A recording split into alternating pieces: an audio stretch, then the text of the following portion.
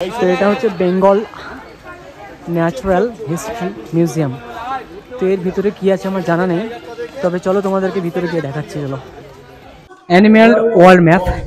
Actually এই সমস্ত জায়গাতে এই যে তোমরা এই পাখিগুলোকে দেখছো, এগুলো অ্যাকচুয়ালি মারা গেছে, ঠিক আছে?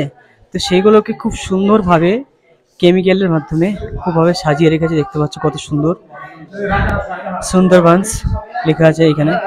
কত রকমের প্রজাতি দেখো এখানে রয়েছে। এখানেও রয়েছে প্রজাতির মধ্যে কিছু একটা, এইগুলো হাঁস। হ্যাঁ, আর এইসব প্রজাতির প্রাণীগুলো কিন্তু মৃত, কিন্তু এগুলোকে সুন্দরভাবে কেমিক্যালের মাধ্যমে জাস্ট সাজিয়ে রেখেছে। আর এই মোরগটাকে দেখো, একদম মনে হচ্ছে জ্যান্ত, কিন্তু এটাও কিন্তু মৃত।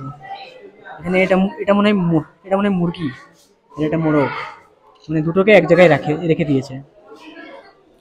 শুধু এই নয়, এখানে আরো অনেক কিছু রয়েছে। যেমন এখানে রয়েছে পাখির বাসা, দেখতে পাচ্ছ পাখির বাসাগুলো একদম মনে হচ্ছে মানে একদম অরিজিনাল যেরকম হয় না, ঠিক সেরকমই একদম। এখানেও রয়েছে কিছু পাখি, এখানেও রয়েছে, সমস্ত জায়গাতেই কিছু না কিছু রয়েছে। যেমন এখানে দেখো কত প্রজাতির হাঁস, সমস্ত হাঁসের প্রজাতিগুলোকে সমস্তভাবে সাজিয়ে রেখে একদম রেখেছে। যেমন এখানে রয়েছে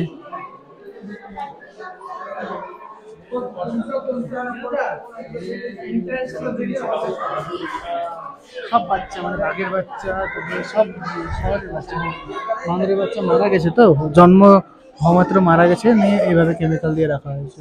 দেখো এটা বান্দরে, দেখো এটা চিতা, এটা হরিণ, আরো সব আছে।